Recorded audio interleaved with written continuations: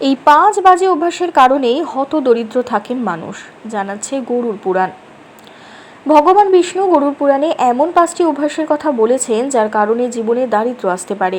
আর্থিক উন্নতি করতে কোন কোন অভ্যাসগুলি থেকে দূরে থাকবেন তা জেনে নিন।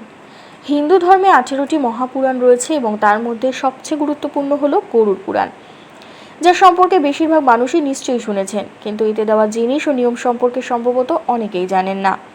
সনাতন ধর্মে যখন কোনো ব্যক্তির মৃত্যু হয় তখন তার বাড়িতে 13 দিন ধরে গরুড় পুরাণ পাঠ করা হয়। কথিত আছে যে 13 দিন ধরে এই গরুড় পুরাণ পাঠ করার পরে মৃত ব্যক্তির আত্মা বাড়ির মায়া ত্যাগ করে। এছাড়াও গরুড় পুরাণে এমন অনেক বিষয় উল্লেখ করা রয়েছে যা মানুষ তাদের দৈনন্দিন জীবনে অবলম্বন করে উন্নতি লাভ করতে পারে।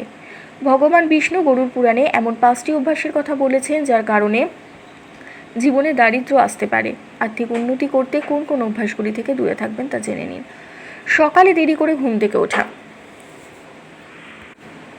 গরুড় পুরাণ অনুসারে যদি কোনো ব্যক্তি রাতে দেরি করে ঘুমায় ও সকালে দেরি করে ঘুম থেকে ওঠে তবে তা ভুল বলে গণ্য করা হয়।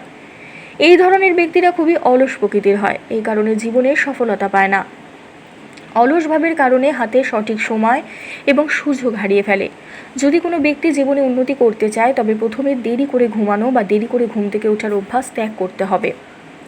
পরিষ্কার ও শুদ্ধ শরীর বা মন। গরুড় পুরাণে বলা হয়েছে যে যারা প্রতিদিন স্নান করেন না, পরিষ্কার থাকেন না, লক্ষ্মী গৃহে প্রবেশ করে না। এই মানুষ ইচ্ছা করলেও সফলতা পায় না, তাই সময় মতো এই অভ্যাস বদলানো ভালো। গরুড় পুরাণ অনুসারে প্রতিদিন সকালে স্নান করুন, বাসি কাপড় ছেড়ে পরিষ্কার পোশাক পরিধান করুন, ভগবানের ধ্যান ও প্রার্থনা করুন। রাতে রান্নাঘর নোংরা করে রাখবেন না। বাড়ির বড়রা প্রায়ই রান্নাঘর পরিষ্কার করে ঘুমানোর পরামর্শ দেন, কিন্তু তারপরও সেই নিয়ম মেনে চলা হয় না। ব্যস্ততা ও অলসতার কারণে অনেকেই রাতে রান্নাঘরে এঁটো বাসন ফেলে রাখেন। গরুড় পুরাণ অনুসারে এই অভ্যাসের কারণে ঘর থেকে লক্ষ্মী বেরিয়ে যেতে পারে। এই অভ্যাস থাকলে লক্ষ্মীদেবী খুব রেগে যান, তাই রাতে রান্নাঘরে নোংরা বাসন রাখা উচিত নয়। লোভী আচরণ নয়। লোভ করা অত্যন্ত খারাপ অভ্যেস, কিন্তু জানেন কি লোভের কারণে জীবনের একটি পরিস্থিতিতে ব্যর্থতার মুখে পড়তে হতে পারে। গরুড় পুরাণ অনুসারে যে ব্যক্তি সর্বদা অন্যের ধন সম্পদ ঐশ্বর্যের দিকে নজর রাখে সে কখনো সুখী থাকে না।